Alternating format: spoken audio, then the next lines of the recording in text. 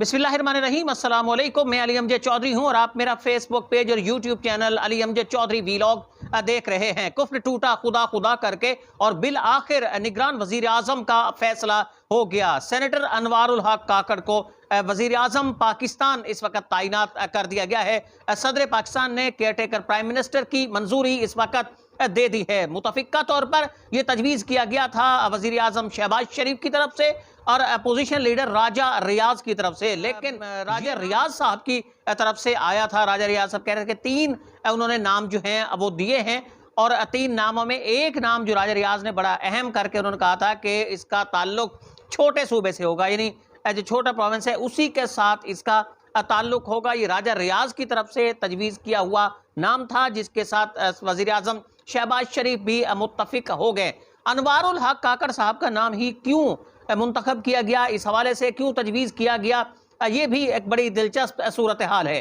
अनवारुल हक काकड़ बलूचिस्तान अवामी party bap के ये यानी कि बानी हैं, उसके जो फाउंडर्स हैं, ये 2 फाउंडर्स हैं जिनमें एक फाउंडर अनवारुल हक काकड़ भी हैं। ये जमात 2018 के दौरान ये बनाई गई थी, 2018 से इंतखाबात से कबल। इसमें पाकिस्तान मुस्लिम लीग कायद आज़म और पाकिस्तान मुस्लिम लीग नून के जो साबिक रहनुमा थे उन पर मुश्तमिल ये जमात बनाई गई थी और इस जमात का नारा था मजबूत पाकिस्तान। इसे कहा जाता था कि उस वक़्त भी इसे एस्टेब्लिशमेंट की हिमायत हासिल है और एस्टेब्लिशमेंट की मदद से ही ये जमात बलूचिस्तान के अंदर कायम की गई थी, क्योंकि ये उस वक़्त अमूमी तासुर था कि बलूचिस्तान में कौम परस्त काफ़ी हद तक मजबूत हैं। इन्हीं कौम परस्तों के तोड़ के लिए उस वक़्त इस जमात का क़याम अमन में लाया गया था और जाम कमाल साहब जो इसके इस वक़्त सरबराह हैं वो आगे आए। उसके साथ अनवारुल हक काकड़ साहब, दीगर रहनुमा, पाकिस्तान मुस्लिम लीग कायद आज़म और पाकिस्तान नून लीग के मिक्सचर जो था उससे ये जमात वजूद में आई थी और ये कौम परस्तों के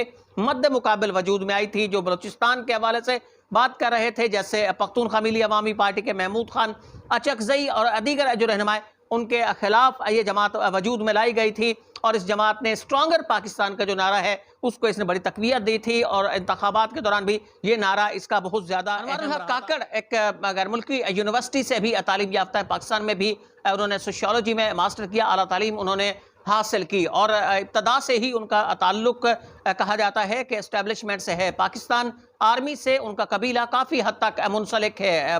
कई ऐसे उनके ऑफिसर्स हैं कि जो मेजर जनरल, लेफ्टिनेंट जनरल के रैंक तक भी पहुंचे हैं। एक ऑफिसर का ताल्लुक काकड़ कबीले से ही है, जनरल अब्दुल वहीद काकड़ साहब जो chief of the army staff भी रह चुके हैं। तो ये ख़ानदान शुरू से ही पाकिस्तान परस्त है, ये शुरू से ही एक मुत्तहिदा पाकिस्तान को तरजीह देता है, ये सबसे पहले पाकिस्तान को तरजीह। अब अचानक से इनका नाम क्यों आया? ये नाम गर्दिश कर रहे थे, सादिक सुंजरानी का नाम भी आ रहा था, वो भी राजा रियाज की तरफ से दिया गया था और दूसरा नाम जो उन्हीं की तरफ से आया है वो अनवारुल हक काकड़ साहब का भी है। मियाँ शहबाज शरीफ ने जो नाम दिए थे ये वो नाम थे जो पाकिस्तान मुस्लिम लीग नून के जो सरबराह हैं मियाँ नवाज शरीफ उन्होंने तजवीज़ किए थे। शाहिद खाकान अब्बासी इसहाक डार साहब हो गए या फिर उसके साथ साथ जो जस्टिस अहमद थे, ये नाम थे जो मियाँ नवाज शरीफ की डायरेक्शन पर मियाँ शहबाज शरीफ ने तजवीज़ किए थे।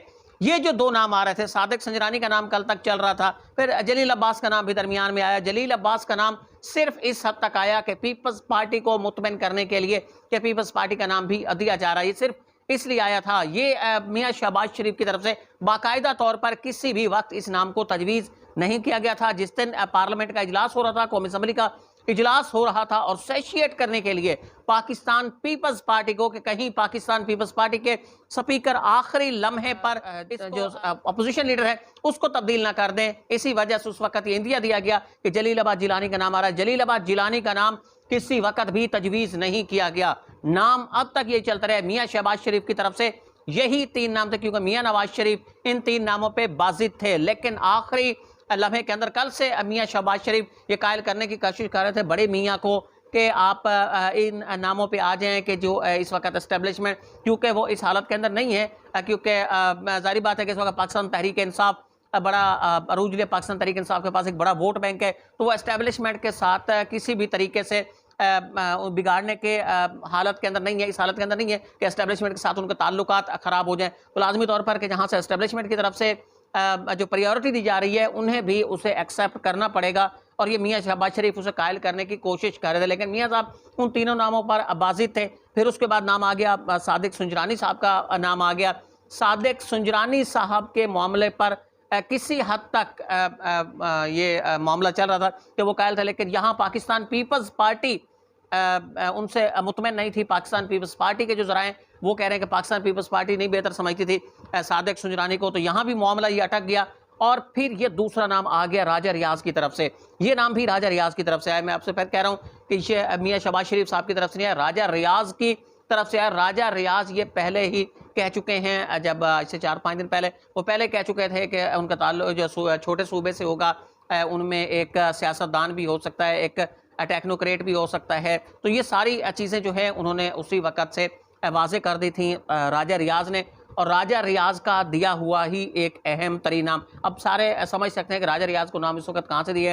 राजा रियाज का अगर आप कल कॉन्फिडेंट लेवल देखें, आज से 4 दिन पहले का उनका कॉन्फिडेंट लेवल देखें, तो आपको वाज़े तौर पर अंदाज़ा हो जाएगा कि जब उन्हें ये नाम दिए गए हैं, यानी आप शुरू से हम देखें तो राजा रियाज को तो यकीन नहीं हो रहा था शुरू में कि वो प्राइम मिनिस्टर का नाम तजवीज़ करेंगे, यानी उन्हें ये यकीन ही नहीं था। और उनकी जो बॉडी लैंग्वेज है वही बता रही थी कि वो एक एहसास से कमतरी जो है उनके अंदर यकीन ही नहीं है कि वो इस वक्त इतनी ज़्यादा अहमियत इख्तियार कर चुके हैं। लेकिन कल उनकी जो बॉडी लैंग्वेज है, कल उनका जो कॉन्फिडेंट लेवल है, वो बता रहा था कि जिस तरीके से वो नाम लेकर आए थे और फिर उन्होंने शहबाज शरीफ साहब को नाम जो दिए थे, उससे वाज़े अंदाज़ा हो रहा था कि राजा रियाज साहब कहाँ से नाम लेके आ रहे हैं। और जो नाम आएगा केयरटेकर प्राइम मिनिस्टर का, निगरान वज़ीर आज़म का, वो भी उन्हीं का होगा। तो अब अनवारुल हक काकड़ साहब को इस हवाले से नामजद कर दिया गया है। बलोचिस्तान के जो कौम परस्त हैं उनके लिए भी ये वक्त ये अहम मसला है। जिस तरह महमूद खान अचकजई वगैरह हैं, इन ये चूँकि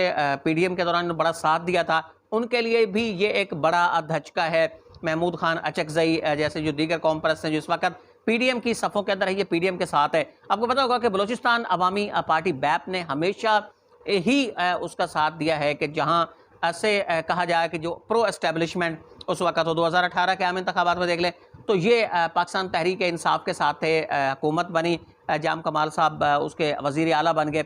उसके बाद फिर जब ये मामला आया उस वक्त नो कॉन्फिडेंट का अदम एतमाद जब इमरान खान साहब के खिलाफ पेश की गई, तो ये पार्टी फौरी तौर पर अलहदा हो गई, सेंटर से भी अलहदा हो गई और सूबे से भी इन्होंने पाकिस्तान तहरीक इंसाफ से अपनी राहें जुदा कर ली। तो उसका एक रिवॉर्ड भी है। लेकिन उसके साथ मैं अनवारुल हक काकड़ के बारे में ये भी कहूँगा कि इन्होंने उस वक़्त मजबूत पाकिस्तान का नारा बुलंद किया कि जिस वक़्त कौम परस्त बलोचिस्तान की अलहदगी के हवाले से मुख्तलिफ खबरें दे रहे थे, उनकी जो कौम परस्त सियासतदान है उनकी तरफ से जब एक बड़ी अजीब खबरें आ रही थी बलोचिस्तान परस्ती की, बलोचिस्तान के हवाले से जो पाकिस्तान पर तरजीह दे रहे थे, तो उस वक़्त भी अनवारुल हक काकड़ उस ग्रुप के अंदर शामिल थे कि जो एक मजबूत पाकिस्तान का नारा बुलंद किया हुआ था। तो मेरे ख्याल में ये एक अच्छा इंतखाब है इस वक्त जो किया गया है वज़ीर आज़म के हवाले से। एक तो छोटे सूबे को इस वक्त प्रायोरिटी दी गई है, एहसास महरूमी जो एक वहाँ था इंफीरियरिटी कम्प्लेक्स, उसको भी ख़त्म करने के अंदर इसे मदद मिलेगी। और दूसरा एक अच्छे